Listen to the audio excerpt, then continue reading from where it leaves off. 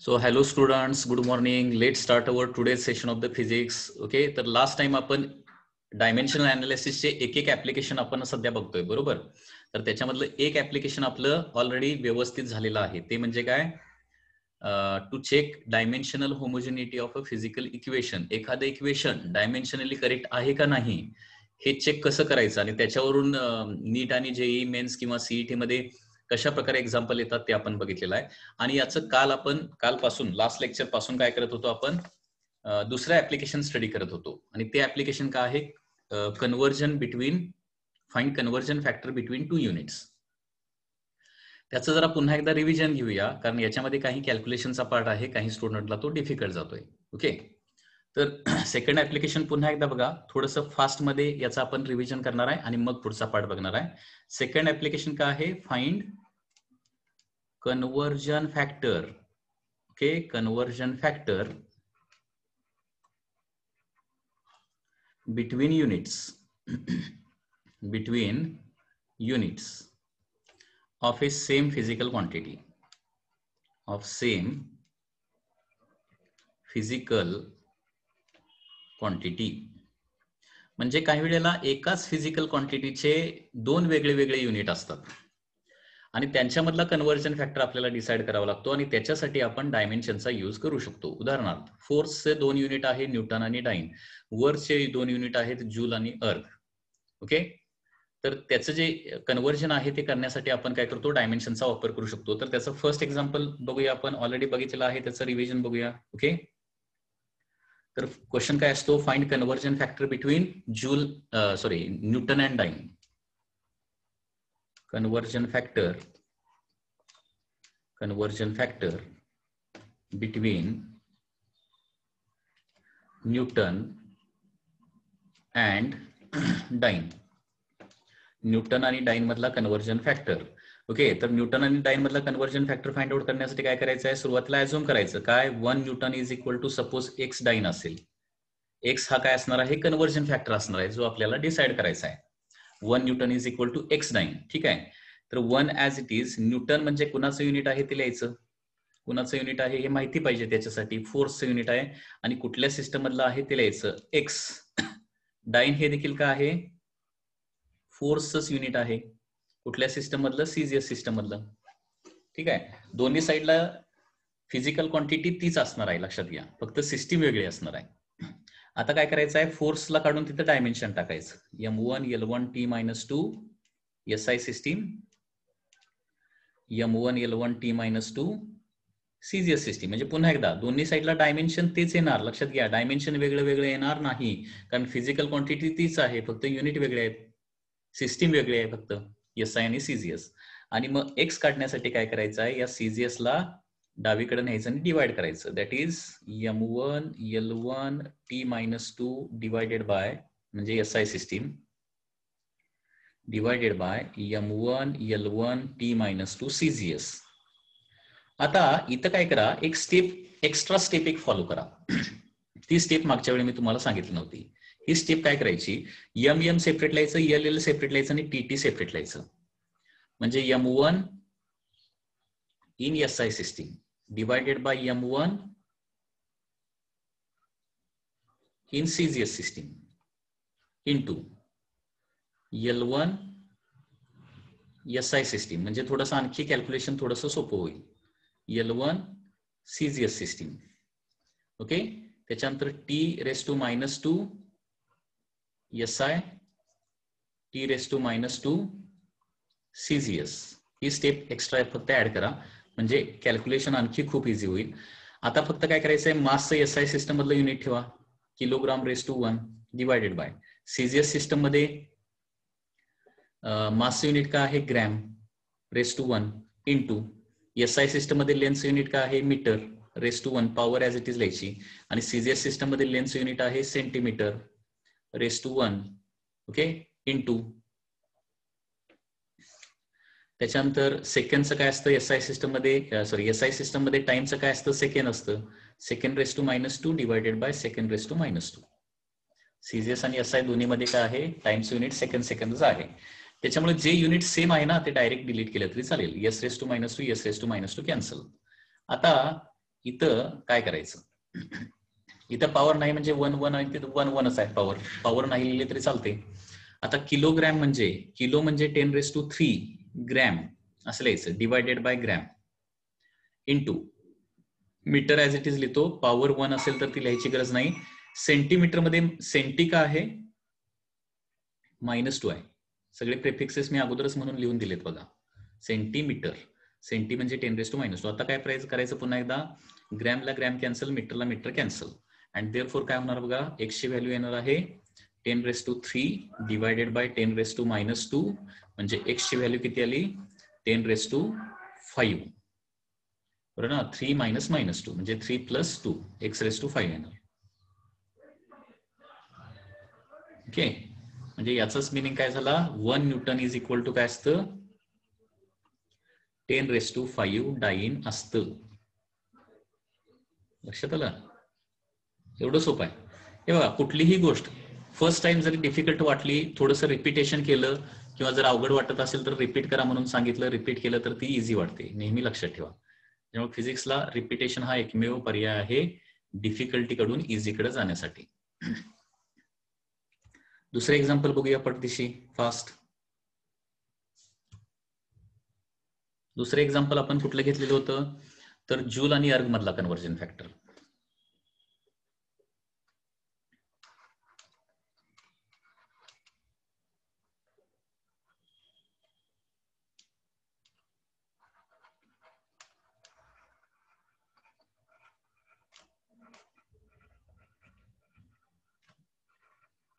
Conversion factor between Joule and erg. Conversion factor between Joule and erg. आता पुन्हा एकदा joule आणि अर्ग हे कशाचे युनिट आहे हे अगोदर लक्षात ठेवा. दोन्ही वर्कचे युनिट आहेत. एक SI सिस्टम मधला आहे, दुसरं CGS सिस्टम मधला आहे. पुन्हा एकदा कसं सॉल्व्ह करायचं, let 1 joule is equal to x erg ERG. ओके, आता जूल हे कुणाचं युनिट आहे, वर्कचं युनिट आहे. कुठल्या सिस्टम मधलं, SI सिस्टीम मधलं. X as it is. अर्ग हे कुणाचं युनिट आहे, वर्कचंच युनिट आहे. कुठल्या सिस्टम मधलं, CGS सिस्टम मधलं. त्याच्यानंतर डायमेन्शन लिहायचे, M1 L2 T-2 SI is equal to X M1 L2 T-2 CGS. बरोबर. आता X काढण्यासाठी काय करावं लागेल, हे इकडे आणून डिवाइड करावं लागेल. M1 L2 T-2 SI divided by M1 L2 T-2 CGS. बरोबर. आता आणखी एक स्टेप काय करायला सांगितले, M सेपरेट करा, LL सेपरेट करा, TT सेपरेट करा. सेपरेट केल्यानंतर व्यवस्थित लिहिता येतं. So x⁻m⁻1 divided by m⁻1, कुठलं हे, SI आणि CGS, into L⁻2 divided by L⁻2 हे कुठलं, SI आणि CGS, into T⁻2 divided by T⁻2 SI CGS. एवढंच करायचं आहे. सेपरेट करा. आता SI सिस्टम मध्ये मास युनिट काय आहे, kilogram, divided by CGS system मध्ये मास युनिट आहे ग्रॅम. पॉवर रेस टू 1 आहे, ती लिहायची गरज नाही. लेन्स SI सिस्टम मध्ये आहे मीटर स्क्वेअर आणि CGS सिस्टम मध्ये लेन्स आहे सेंटीमीटर, पॉवर स्क्वेअर आहे. ठीक आहे. आणि (2 डिवायडेड बाय (2), कारण SI आणि CGS सिस्टम मध्ये टाइमचं युनिट तेच आहे. ओके, हे (2) कॅन्सल, बरोबर आहे ना, कॅन्सल झालं. मग आता kilogram 10⁻³ gram divided by gram.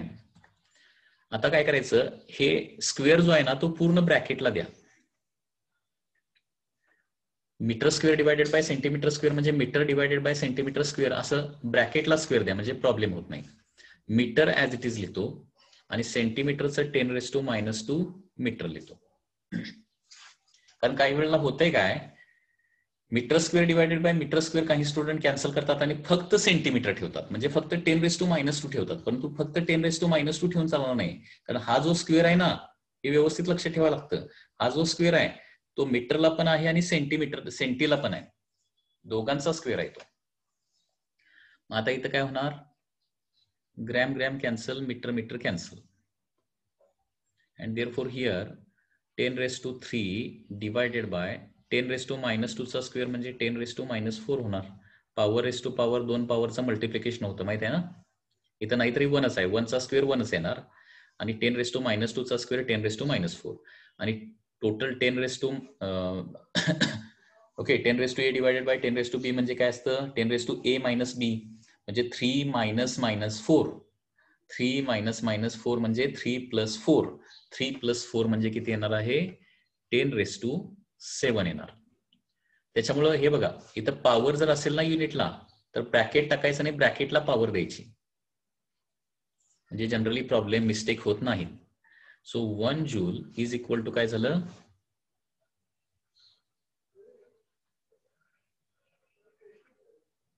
10⁻7 अर्ग झालं. बरोबर. कोणाला काय डाऊट? यस नो डाऊट काय असेल तर विचारा. आणखी एक क्वेश्चन आपण बघितला होता, आठवतोय का, की find the value of 100 joule. Find value of 100 joule in another system. Find value of 100 joule in another system.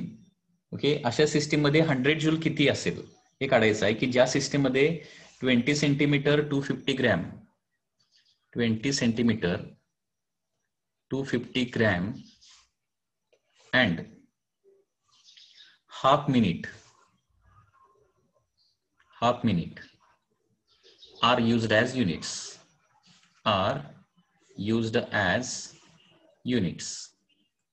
असे क्वेश्चन नीट आणि मेन्सला किंवा सीईटी ला असतात. तर समजा अशी एक नवीन सिस्टीम आपण डिझाईन केली आहे की ज्याच्यामध्ये लेंथ जी आहे ती 20 सेंटीमीटर म्हणजे 1 युनिट आहे लेंथचं, 250 ग्रॅम म्हणजे मास मेजरमेंटचं 1 युनिट आहे, आणि हाफ मिनिट म्हणजे टाइम मेजरमेंटसाठी युनिट वापरतात, सेकंद वापरत नाही. त्या सिस्टम मध्ये, SI सिस्टम मध्ये 100 जूल, तर त्या सिस्टम मध्ये किती असेल त्या नवीन युनिट मध्ये व्हॅल्यू हे फाइंड आउट करायचं आहे. तर नेहमीप्रमाणे let 100 joule is equal to X units of new system असं ऍझ्युम करूया. ओके, बरोबर. आता 100 डायरेक्ट इथं डायमेन्शन ठेवलं तरी चालेल. जूल म्हणजे वर्क असतं ना, M1 L2 T-2, पण कुठली सिस्टीम आहे, SI सिस्टीम आहे, आणि हे X ऍज इट इज. इथं देखील काय लिहावं लागेल, M1 L2 T-2 हे पण वर्कच असणार आहे, वर्कच काढायचं आहे, आणि हे न्यू युनिट मध्ये NU म्हणूया, न्यू युनिट. ठीक आहे. आता मग X ची व्हॅल्यू काढायला काय करावं लागेल, हे इकडं ट्रान्सफर करावं लागेल. 100 as it is M1 L2 T-2 हे कुठलं, SI मधलं, divided by M1 L2 T-2 new unit. X is equal to, आता मी काय सांगितलंय, एक स्टेप एक्स्ट्रा स्टेप इथं टाका. काय, M सेपरेट लिहायचं, LL सेपरेट लिहायचं, TT सेपरेट लिहायचं, म्हणजे M⁻1 डिवायडेड बाय M⁻1 हे SI येणार आणि हे न्यू युनिट येणार आहे, into L⁻2 divided by L⁻2 SI new unit into T⁻2 divided by T⁻2 हे SI आणि हे new unit. Direct cancel out करायचं नाही, नाहीतर प्रॉब्लेम होईल सगळा.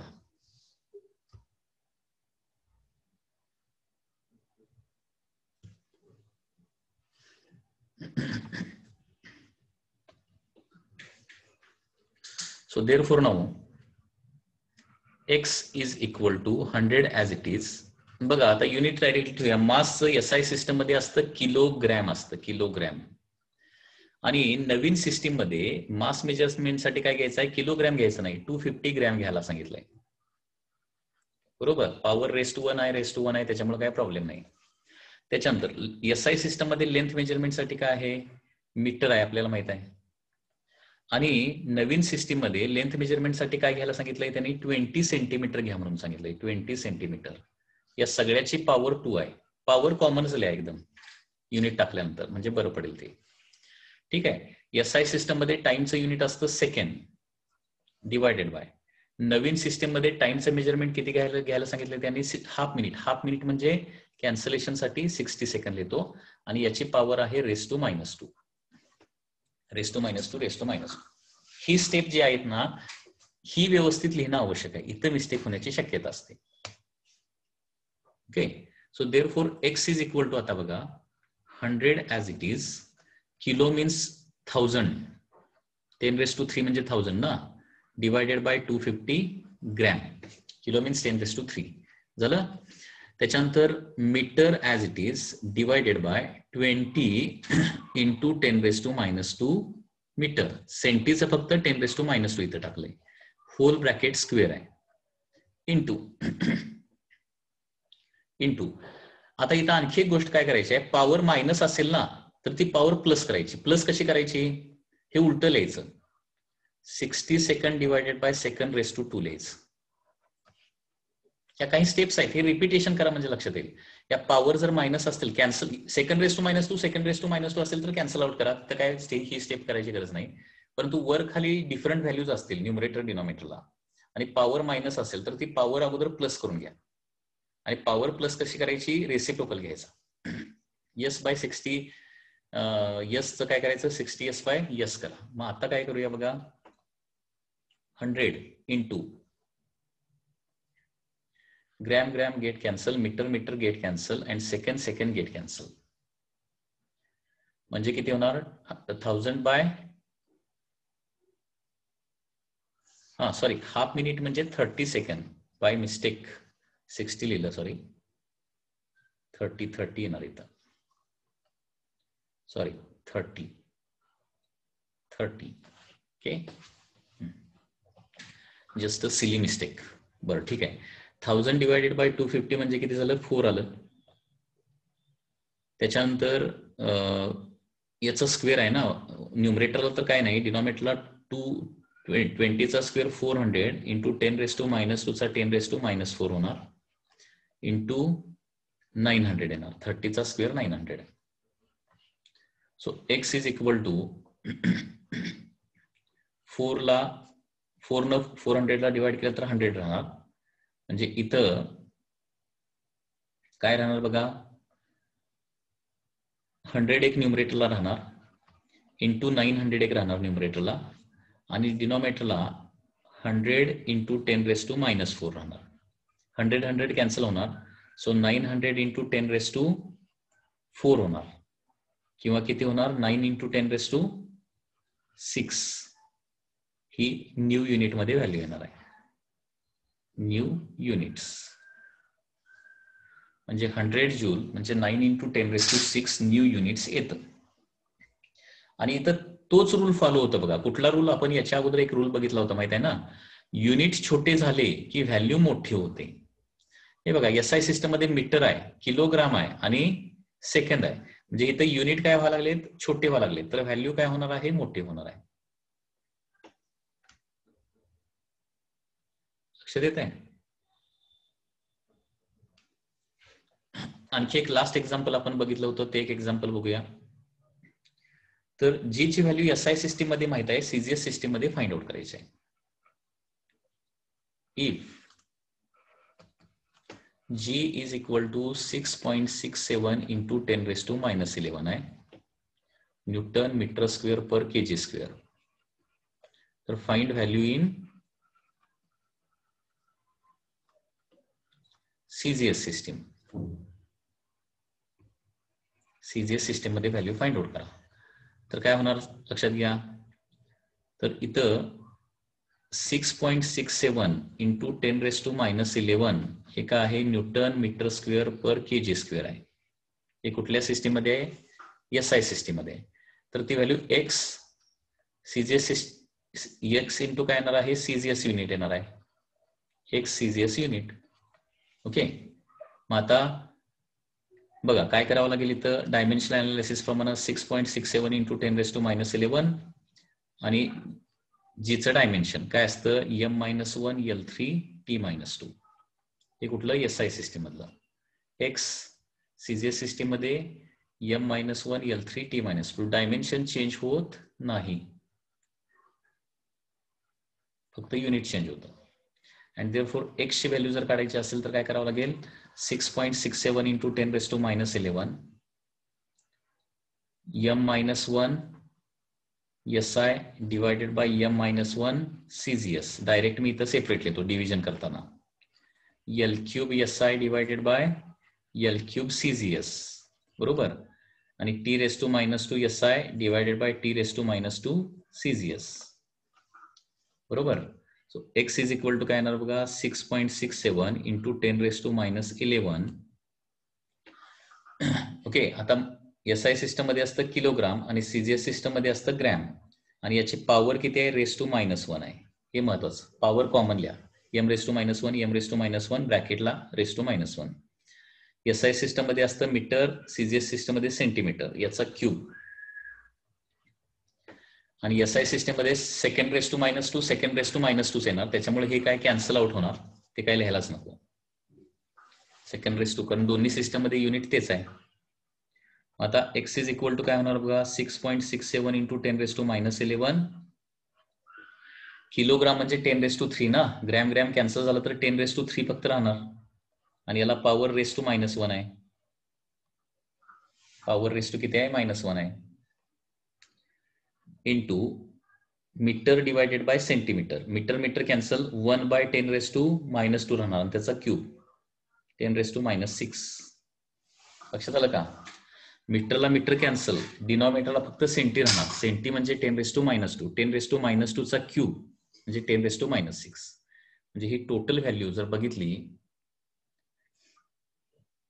6.67 इंटू 10⁻² किती येणार (-11 -3) म्हणजे (-14) होणार, आणि (-14) आणि +6 म्हणजे (-8) येणार. सो अशा प्रकारे ती व्हॅल्यू येते 6.67 इंटू 10⁻8. हा पार्ट तुम्ही घरी जरा रिपीटेडली बघा, म्हणजे तुम्हाला व्यवस्थित लक्षात येईल. ठीक आहे. या प्रकारचे आणखी भरपूर प्रॉब्लेम आहेत जे तुम्हाला बाकीचे जे कॉम्पिटेटिव्ह एक्झामचे बुक आहेत, MCQ चे जे बुक आहेत त्या बुक मध्ये बघायला मिळेल. ओके, म्हणजे जसं हे जे एक्झाम्पल आहे ना ते कॉमन आहे, हे जरा प्रॅक्टिस करा व्यवस्थित, हे इम्पॉर्टंट एक्झाम्पल आहे बघा.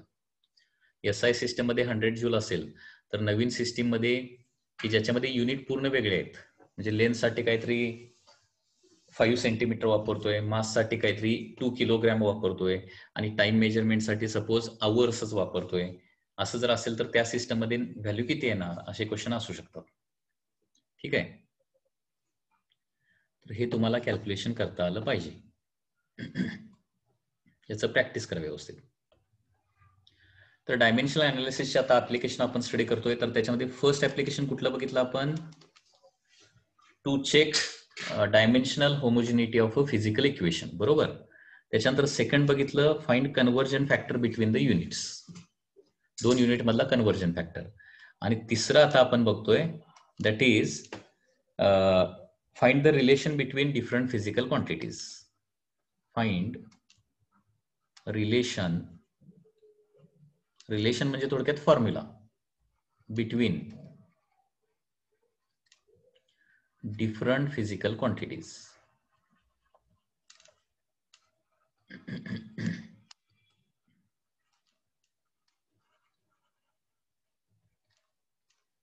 Okay, so different physical quantities मधला डायरेक्ट फॉर्म्युला देखील आपण डायमेन्शनच्या साइननं काढू शकतो.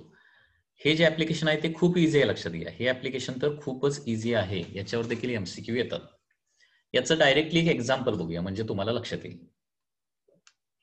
आता हे एक्झाम्पल कसं असतं आणि कसं सॉल्व्ह करायचं, अगदी व्यवस्थित लक्ष द्या. ओके, क्वेश्चन मध्ये काय दिलेलं असतं बघा, हा एक क्वेश्चन आहे. Kinetic energy of object depends on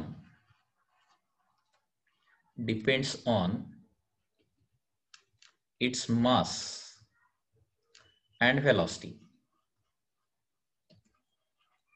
okay, फक्त एवढंच सेंटेन्स दिलेलं असतं की कोण कोणावर डिपेंडंट असतं, एवढंच रिलेशन तुम्हाला दिलेलं असतं. ओके, आणि पुढे क्वेश्चन दिलेला असतो मग find the formula for kinetic energy. Find formula किंवा रिलेशन ऑफ कायनेटिक एनर्जी.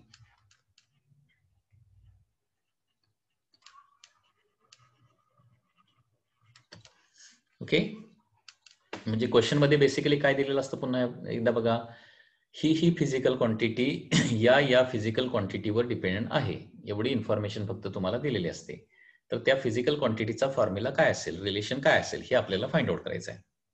आता याच्या स्टेप्स बघा, या स्टेप्स सगळ्या डेरिव्हेशन मध्ये फॉलो होणार आहेत, जरा सुद्धा इकडे तिकडे होणार नाही. ओके, तर क्वेश्चन मध्ये काय दिलंय की कायनेटिक एनर्जीला के म्हणूया, कायनेटिक एनर्जीला के म्हणूया, K depends on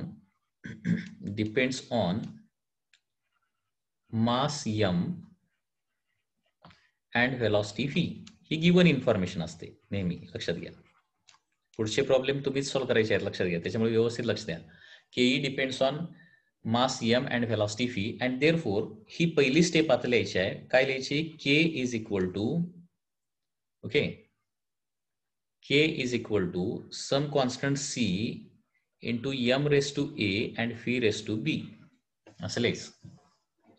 he step लक्षात आली का? बघा इथं काय करायचं, ज्याचा फॉर्म्युला काढायचा आहे ती लेफ्ट हँड साईडला लिहायची, लेफ्ट हँड साईडला इक्वल टू लिहायचं, नंतर एक कॉन्स्टंट लिहायचा म्हणजे कॉन्स्टंट सी. ओके, कॉन्स्टंट म्हणजे काय असणार? It is just a number असणार आहे, लक्षात घ्या. सी म्हणजे काय आहे? हा नंबर आहे, तो किती आहे आपल्याला माहिती नाही.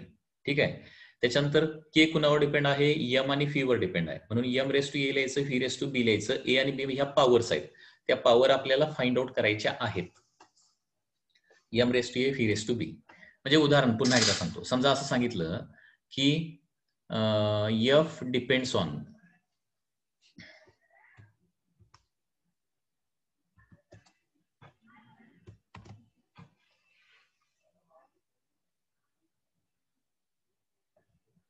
समजा तुम्हाला असं सांगितलं की F depends on M, phi and R असं सांगितलं, तर काय लिहिणार? F is equal to some constant M raise to A, phi raise to B, R raise to C. ही पहिली स्टेप. ही एकदा स्टेप जमली ना काय प्रॉब्लेम येत नाही. किंवा असं सांगितलं की फी डिपेंड्स ऑन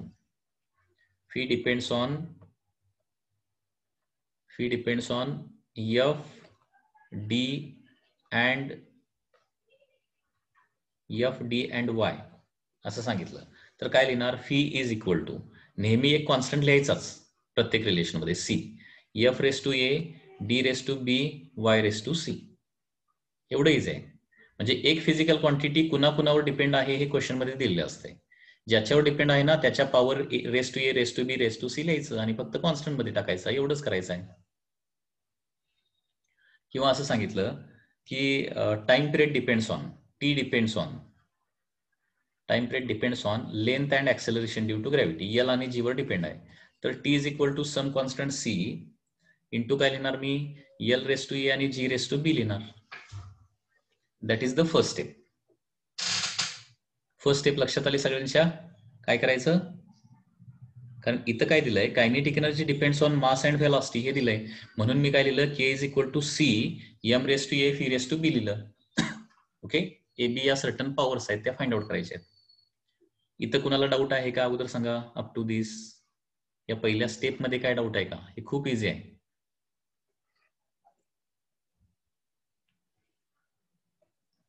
ओके, मग आता काय करायचं? सगळीकडे डायमेन्शन ठेवायचे.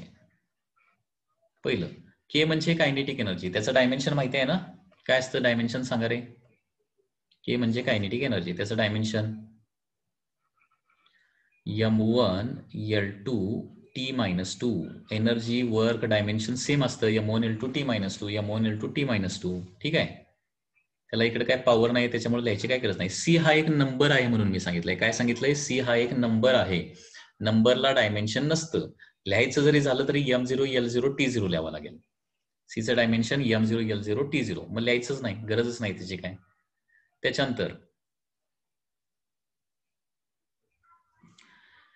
आता इथं पॉवर मी का लिहिली असा क्वेश्चन आहे.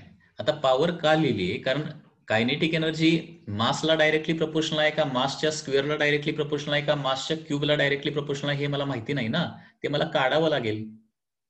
ओके, रिलेशन फाइंड आउट करायचं म्हणजे ही फिजिकल क्वांटिटी दुसऱ्या फिजिकल क्वांटिटीला डायरेक्टली प्रपोर्शनल आहे का, स्क्वेअरला डायरेक्टली प्रपोर्शनल आहे का, क्यूबला डायरेक्टली प्रपोर्शनल आहे का, स्क्वेअर रूटला डायरेक्टली प्रपोर्शनल आहे, हे मला शोधून काढायचं आहे, फॉर्म्युला काढायचा आहे. हे बघा, फॉर्म्युल्यामध्ये पॉवर्स असतातच ना. हे बघा, ऍक्च्युअली कायनेटिक एनर्जीचा फॉर्म्युला आपल्याला माहिती आहे. काय माहिती आहे ना, हाफ एम व्ही स्क्वेअर, म्हणजे कायनेटिक एनर्जी व्हेलॉसिटीच्या स्क्वेअरला डायरेक्टली प्रपोर्शनल असते.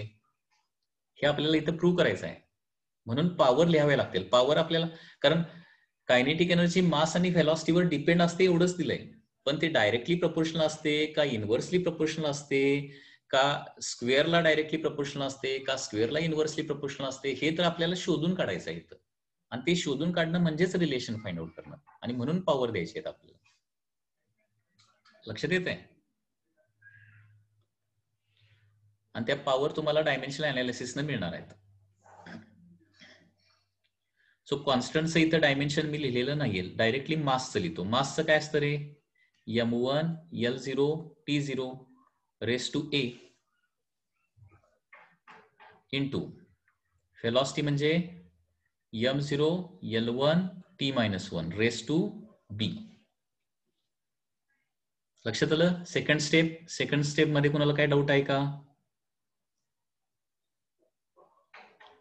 ठीक आहे, आता राईट हँड साइड फक्त सॉल्व्ह करायची आहे, म्हणजे या दोन स्क्वेअर ब्रॅकेटचा एक स्क्वेअर ब्रॅकेट करायचा आहे. कसा करायचा बघा. आता पॉवर रेस टू पॉवर असेल तर काय करतोय रे आपण, m रेस टू 1 आहे आणि त्याच्या ब्रॅकेटला परत पॉवर e आहे. पॉवर रेस टू पॉवर असेल तर त्या दोन पॉवरचं multiplication. So m raise to किती येणार, 1 इंटू a म्हणजे a, l raise to 0 into a म्हणजे 0, आणि t raise to 0 into a म्हणजे 0च येणार. ओके, इंटू परत इथं b पॉवर आहे. सो 0 इंटू बी म्हणजे 0, 1 इंटू बी म्हणजे b, अँड -1 इंटू बी म्हणजे -b. ठीक आहे, आता या दोन स्क्वेअर ब्रॅकेटचा एक स्क्वेअर ब्रॅकेट करायचा. LHS ला as it is m1 L2 T-2. आता दोन स्क्वेअर ब्रॅकेटचा एक स्क्वेअर ब्रॅकेट करायचं म्हणजे काय करायचं, आता पॉवरचं ऍडिशन करायचं. Addition m raise to a m raise to 0 म्हणजे m raise to a plus 0 म्हणजे aच येणार आहे. l raise to 0 plus b म्हणजे b येणार आहे, आणि t रेस टू इथं 0 आहे इथं -b आहे, म्हणजे 0 -b म्हणजे -b. आता बघा, LHS ला एकच डायमेन्शन आलं, RHS ला एकच डायमेन्शन आलं, आणि LHS is equal to RHS आहे ना. LHS is equal to RHS म्हणजे LHS ला m च्या ज्या पॉवर आहेत त्याच RHS ला असल्या पाहिजेत. LHS ला L ची जी पॉवर आहे तीच RHS ला असली पाहिजे, इक्वल, नाहीतर इक्वल साइन कसं म्हणणार ना आपण तिथं.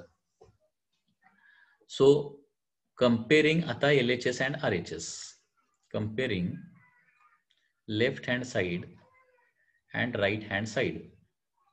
काय ना बघा, इथं m ची पॉवर 1 आहे, इथं m ची पॉवर a आहे, म्हणजे a इज इक्वल टू काय आलं तुमचं 1 आलं.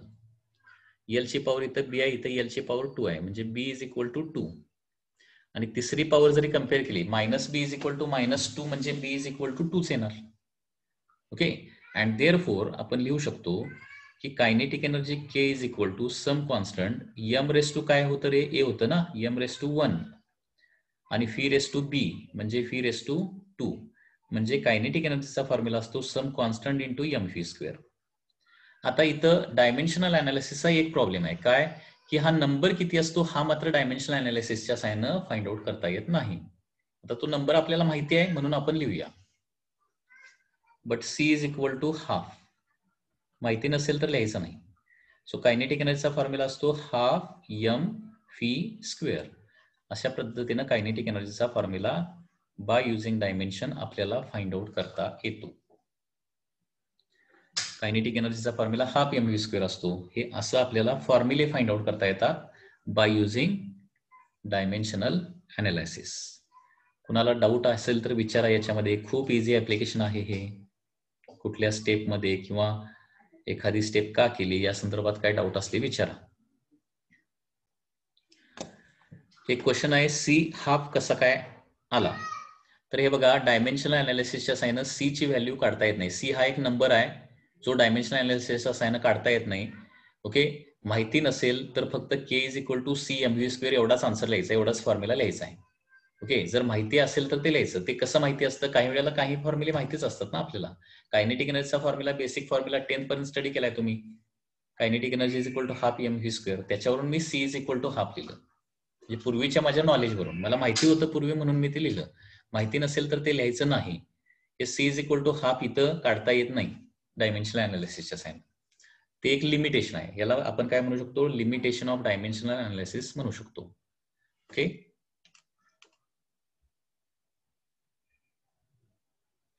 बी इज इक्वल टू 2 कसं काय आलं? जस्ट कंपॅरिझन केलं रे. एलएचएस आणि आरएचएसच्या पॉवरचं कंपॅरिझन केलंय फक्त. एलएचएस ला किती आहे?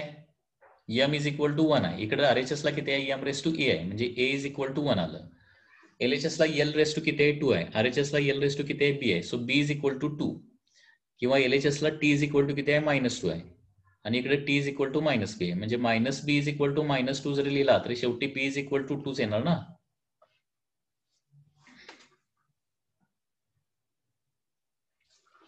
आणि एक एक्झाम्पल घेऊया म्हणजे आणखी तुम्हाला क्लिअर होईल. हे दुसरे एक्झाम्पल काय आहे तर question is like this. Centripetal force F depends on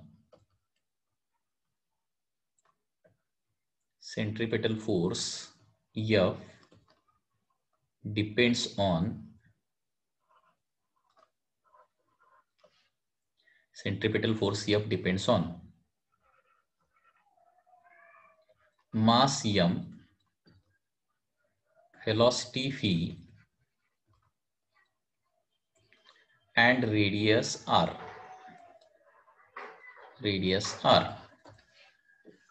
तर find formula for centripetal force.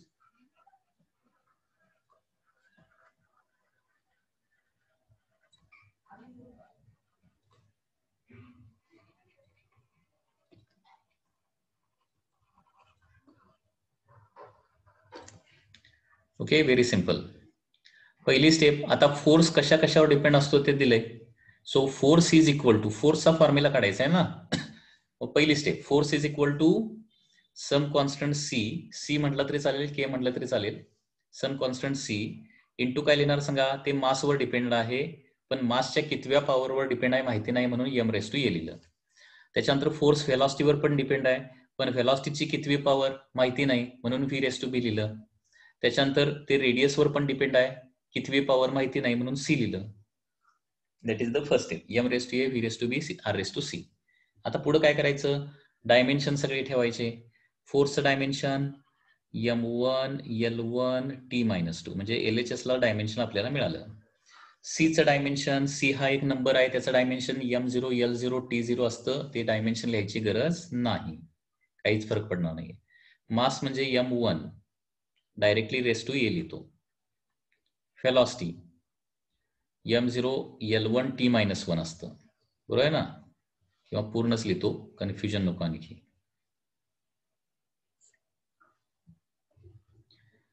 मासचं काय,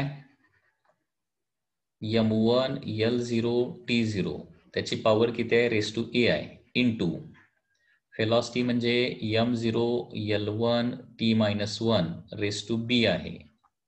आणि आर म्हणजे काय आहे? रेडियस. रेडियस म्हणजे एक प्रकारचं डिस्टन्सच असतं, बरोबर आहे ना. So M0, L1, T0 raise to सी. बघा स्टेप काय काय लिहिली.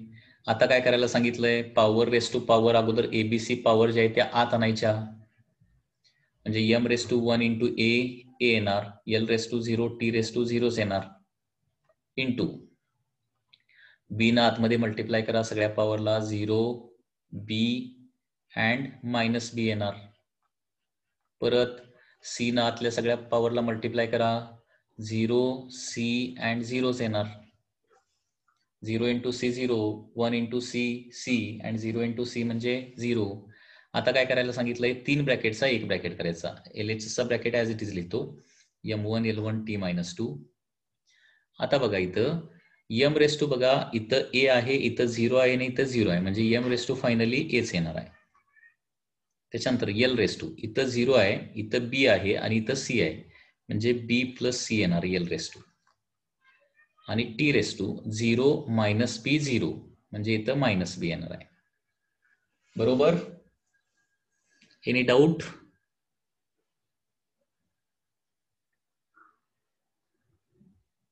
सांगा पुढं काय करायचं सांगा. नेक्स्ट एबीसीच्या व्हॅल्यू कशा मिळणार? पुढं काय करायचं? LHS RHS चं कंपॅरिझन करायचं ना.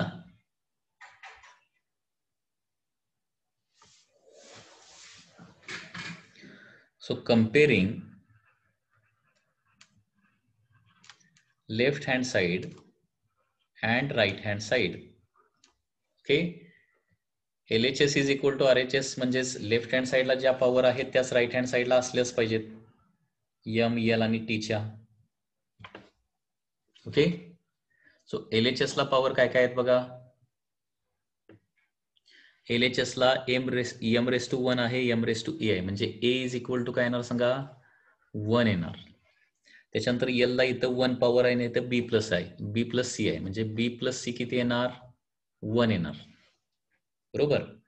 आणि इथं टीच्या पॉवर बघा, राईट हँड साइडला मायनस बी आहे आणि इकडं -2 आहे, so minus B is equal to -2 झालं. बरोबर. म्हणजे बी इज इक्वल टू किती होणार? 2 होणार. बी झालं 2, ए झालं 1, आणि आता बी प्लस सी 1 आहे ना, म्हणजे इथं व्हॅल्यू ठेवतो, बी ची व्हॅल्यू 2 ठेवतो, plus C is equal to 1, and therefore काय होणार आहे? सी इज इक्वल टू काय येणार? 2 इकडे जाणार, 1 - 2 म्हणजे -1 येणार. सी ची व्हॅल्यू किती आली? -1 आली. झालं.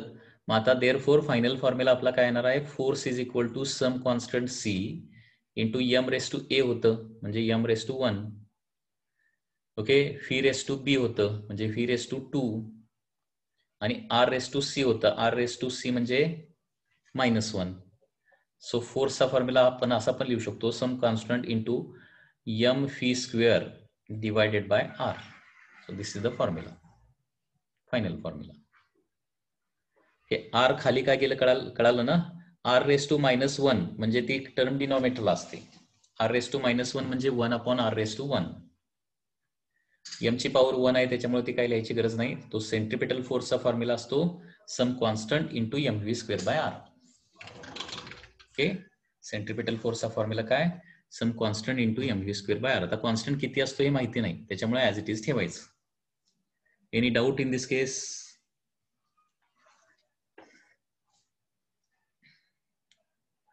असे आणखी काही एक्झाम्पल्स आहेत जे आपण नेक्स्ट लेक्चरला बघणार आहे. ओके.